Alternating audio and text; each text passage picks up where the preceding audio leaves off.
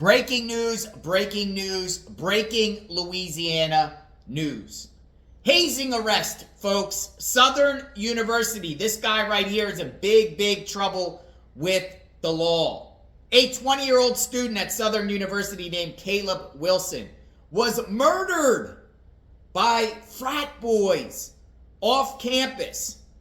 And this guy right here has been arrested and others are wanted. There are others that are wanted. I'm going to share some details about this hazing incident and then we'll further discuss. Check it out. A wily man was arrested in Louisiana, charged with the death of a fraternity pledge during a hazing ritual. Now, according to Baton Rouge police, Caleb McCray was one of 3 men who, while wearing boxing gloves, punched pledges in the chest multiple times. Caleb Wilson, a member of Southern University's marching band, collapsed, had a seizure, and ultimately died. More arrests are even coming. Fox 4's Peyton Yeager live tonight with an update on the investigation. Hi, Peyton. Hi, Casey. And Caleb McCray, we know he turned himself into Baton Rouge police last night along with his attorney. And today, Casey, we learned that he's from Wiley and graduated from Wiley ISD in 2019. And in Louisiana, hazing can be a felony. And we also learned at the press conference today from Baton Rouge police, they've identified at least 2 additional suspects. They say they're working with them and they hope to have those arrests as early as this weekend. 23-year-old Caleb McCray of Wiley is now charged with felony criminal hazing and manslaughter.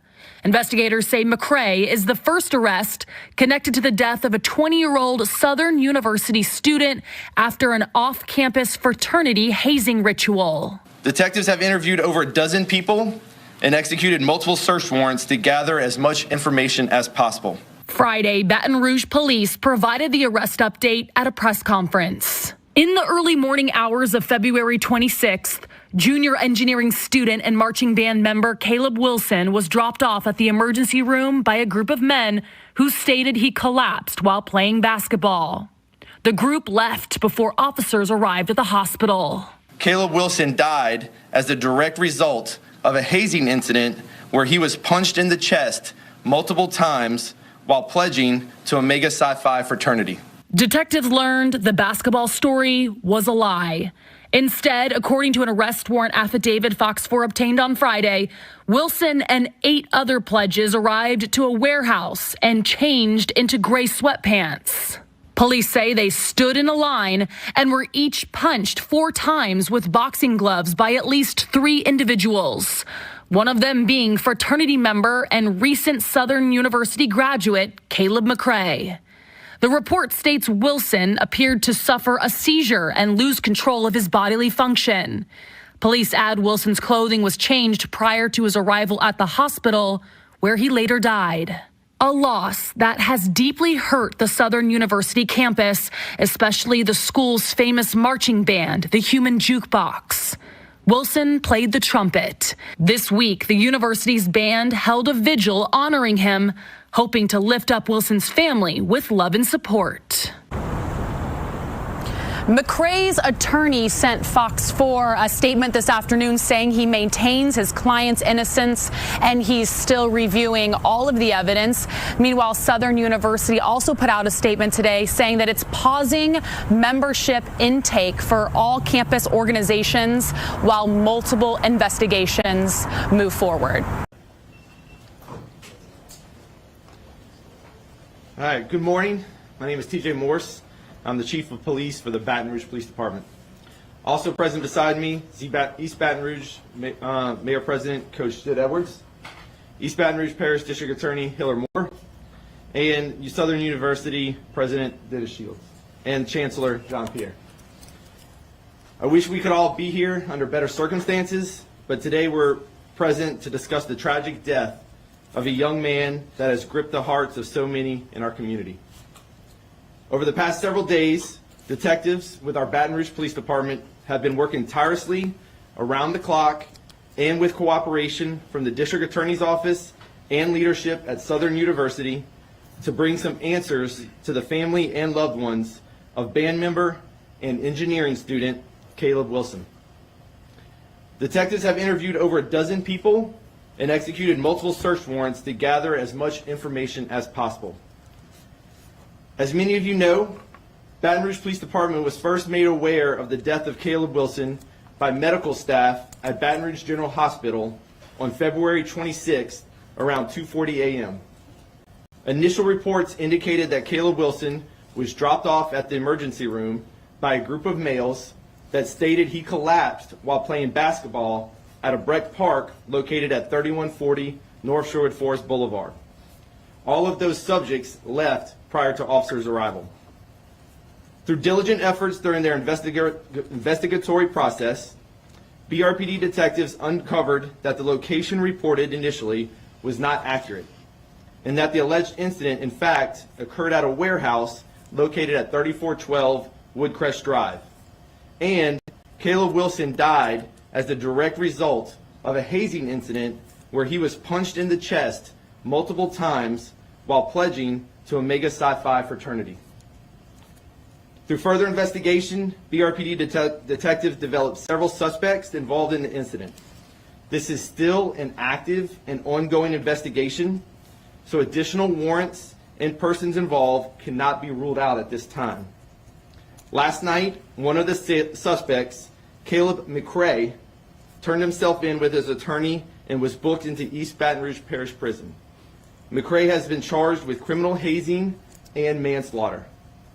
Again, this is still an active and ongoing investigation with more arrests forthcoming. We'll be updating the media and the community as these arrests occur. I ask that you all continue to keep this family in your prayers as our Baton Rouge Police Department continues to investigate and try to bring answers to this family about what happened to Caleb and arrest those that are responsible. Thank you. I'm going to have the Mayor President step up and give a few remarks. Mayor. Good morning. I echo the chief. These are days and times that we don't want to have to deal with. I was blessed to meet the family. Had a private meeting with Caleb's mom, dad, grandma, and uncle. One of too many meetings I've had since I've been in office with young people that we're losing way too soon. The main message I want to put is from the mayor's office and the city of Baton Rouge's prayers for the family during this time. I want to thank Southern University, the chief, the district attorney, and everyone involved for their hard work. You know, my message to Baton Rouge is we got to do better, Baton Rouge. We got to do better. We feel like sometimes we take one step forward and two steps back. It's a sad day to use such a promising young life. And I encourage all the young people out there to make better decisions. So here again, we hate having these family meetings. We got to do better, Baton Rouge. Thank you.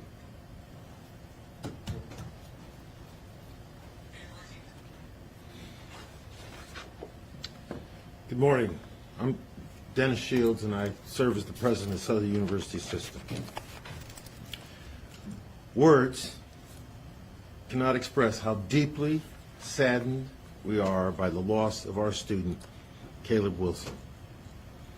Our collective thoughts and prayers continue to be with Caleb's family, friends, classmates, and all who knew and loved him. Southern University is very much appreciative of the efforts of the Baton Rouge Police Department under the leadership of Chief Morse and District Attorney Hilaire Moore, who are working diligently to pursue justice for Caleb. The university will continue to fully and actively cooperate with law enforcement as this case moves forward. Our internal investigation and code of conduct processes adjudicating these events are ongoing. The Baton Rouge campus chapter of the Omega Psi Phi Fraternity has been ordered to cease all activities. As I just noted, student code of conduct, judiciary proceedings are underway. Anyone and any student organization found to be in violation will face prompt disciplinary action. In addition, every campus Greek organization is being informed that no additional membership intake can occur for at minimum the remainder of the academic year. We place the quality of the experience our students have on our campus, and we have high standards for that. And we intend to preserve those standards and act expeditiously to resolve this matter such that nothing like this happens again in the future. Thank you. All right, you can ask your question. I have a question. Chris Sakamoto with Channel 9. Can you guys say how many additional people could potentially be arrested? We're hearing conflicting reports, as many as 3 individuals, possibly more. Do you guys have a number, and how many people are cooperating? Yeah, so let me first say I too have seen a lot of conflicting reports out there, none of which are coming from the Baton Rouge Police Department, so please get all of your news straight from us and wait for our official statements. Right now, we have 2 additional suspects that we are drawing up warrants for and working with their attorneys to turn themselves in later today. As that happens, we will update everyone on those arrests as well.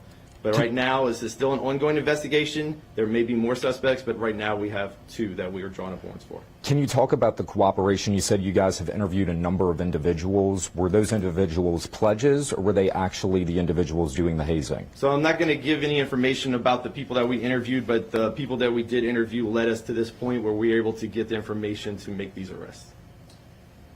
Chris Joseph with Fox 8 down in New Orleans. Can you speak about the decision-making on the charges, perhaps why these aren't second-degree murder charges? Yeah, so good question. In the state of Louisiana, we have 5 degrees of homicide. We have first degree of murder, first-degree homicide, second-degree homicide, manslaughter, negligent homicide, and vehicular homicide. In this case, manslaughter is the most appropriate charge in the state of Louisiana, being that there is no proof that we could come up with a specific intent to kill, but that the death was caused in direct relation to another felony that was being committed during that death, and that felony being the act of criminal hazing. Related to those 2 other potential suspects, or maybe anybody else, do we have any reason to believe more than one individual laid hands on Wilson during the incident? All of that is still pending. Some more questions that are being happened. Like I said, we've done over a dozen interviews. More are coming as we continue to interview people. We might have some more information. We might have further charges on further people. Kind of a follow-up. Do we know how many people were at the event? We do, but we're not ready to release that right now. Anybody else have any questions? Could you elaborate on how long the delay from the original incident to Caleb actually arriving at the hospital was?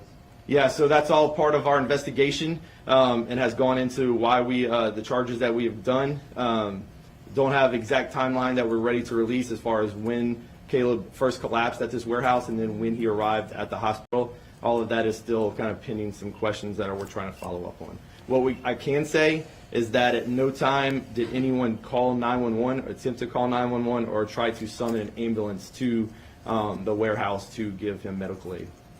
And the second thing, could we know, is there any implication for Todd Smith, the part owner of the warehouse within instance? Not right now. Yes, ma'am. Could there be any charges coming for the individuals that made up the story about the park? So again, all of that is kind of in investigation process. There is no specific statute for lying, right? There are some things that we're looking at as far as maybe obstruction or other things, but that's still things that we're working through as we're gathering some more evidence and continue to investigate and ask questions. How many people can you say might face charges for that? Not sure right now. Has there been a warrant already put out to go search that warehouse, and has there been any surveillance footage already to look at? Or?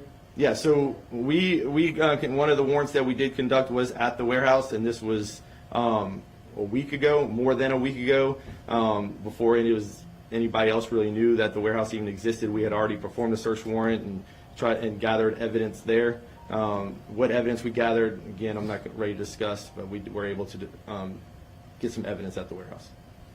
2 questions. First question, I'm Andre Chapoy with Unfiltered with Kieran. Yes, sir. First question, what's your message to the other college students out there? Yeah, so this is a very serious incident, very serious law that I think is a good law for criminal hazing that people need to make sure that they're paying attention to. You can hear just from the administrative point of view, from Southern's leadership, and LSU would have the same kind of statements. But from our law enforcement side, we are going to enforce these laws whenever they're applicable and whenever it comes to our attention. And it is a felony charge. Second is real quick for Hiller Moore. How does Max Gruber act help in this case? So it's one that we're going to consider because in the Max Gruber law, which is hazing, so it incorporates not only misdemeanor hazing, act of regular hazing, but also when hazing involves a great bodily injury or death, there is a felony component to hazing, and it carries up to 5 years. So that is a potential. However, in this case, at this point, at least one defendant was charged with misdemeanor hazing plus the felony manslaughter. Felony manslaughter is whenever a direct battery or a misdemeanor against the person is committed, and because of that someone dies. That is a punch, and someone dies, it carries up to 40 years. There's also the potential of a negligent homicide. So it really depends on how the facts play out. And so in this case, the potential would be, again, it's ongoing.